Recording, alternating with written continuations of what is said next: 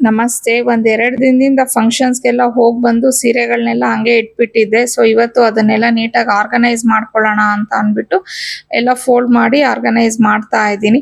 ಇನ್ನ ಮೇಲ್ಗಡೆ ನಾನು ಈ ಕೆಲಸ ಮಾಡ್ತಾ ಇದ್ರೆ ನಮ್ಮನೆಯವ್ರು ಕೆಳಗಡೆ ಹಾಲು ಇಟ್ಬಿಟ್ಟು ಯಾವುದೋ ಫೋನ್ ಕಾಲ್ ಬಂತು ಅಂತ ಹೇಳಿ ಹಂಗೆ ಬಿಟ್ಟು ಹೊರಟ್ಬಿಟ್ಟಿದ್ದಾರೆ.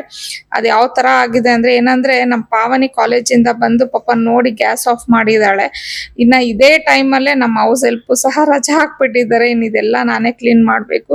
ಇನ್ನ ನಿಮ್ಮನೇಲೂ ಹೀಗೇನಾ? ನೀವೇನಾದ್ರೂ ಈ ತರ ಹೊರಗಡೆ ಎಲ್ಲಾದ್ರೂ ಹೋದಾಗ ಈ ತರ ಎಲ್ಲ ಮಾಡ್ತಾರ ಹಸ್ಬೆಂಡ್ಸ್ ಅಂತ ಹೇಳಿ ನನಗೆ ಕಮೆಂಟ್ ಅಲ್ಲಿ ತಿಳಿಸಿ.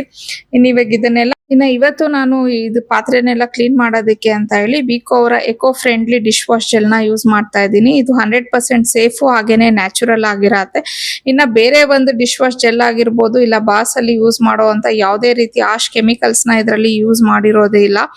ಆತರ ಕೆಮಿಕಲ್ಸ್ ನ ಯೂಸ್ ಮಾಡಿರೋದ್ರಿಂದ ನಾವು ಪಾತ್ರೆ ತೊಳೆದಿದ್ದೀವಿ ಅಂತ ಅಂದ್ರೆ ನಮ್ಮ ಹೆಲ್ತ್ಗೂ ಸಹ ಒಳ್ಳೇದಲ್ಲ. ಬಿಕಾಸ್ ಅದರಿಂದನೇ ನಾವು ಅಡುಗೆಗಳನ್ನೆಲ್ಲ ಮಾಡ್ತಿರ್ತೀವಿ ಅಲ್ವಾ ಪಾತ್ರೆಯಲ್ಲಿ. ಹಂಗಾಗಿ ಮತ್ತೆ ನಮ್ಮ ಕೈಗಳಿಗೂ ಅಷ್ಟೇನೆ ಕೆಲವೊಂದು ಹಾಶ್ ಕೆಮಿಕಲ್ಸ್ ನ ಯೂಸ್ ಮಾಡಿರುವಂತ ಡಿಶ್ ವಾಶ್ ಜೆಲ್ಸ್ ಮತ್ತೆ ಬಾರ್ಸ್ ಇಂದ ಏನಾಗುತ್ತೆ ಅಂದ್ರೆ ಕೈಗಳು ತುಂಬಾನೇ ಒರಟಾಗೋದು ಮತ್ತೆ ಸ್ಕಿನ್ ಅಲರ್ಜಿ ಆಗೋದು ಈ ತರ ಎಲ್ಲ ಪ್ರಾಬ್ಲಮ್ ಆಗ್ತಾ ಇರತ್ತೆ. ಬಟ್ ಇದರಲ್ಲಿ ಆ ತರ ಎಲ್ಲ ಯಾವುದು ಇಲ್ಲ. 100% ಸೇಫ್ ಮತ್ತೆ ನ್ಯಾಚುರಲ್.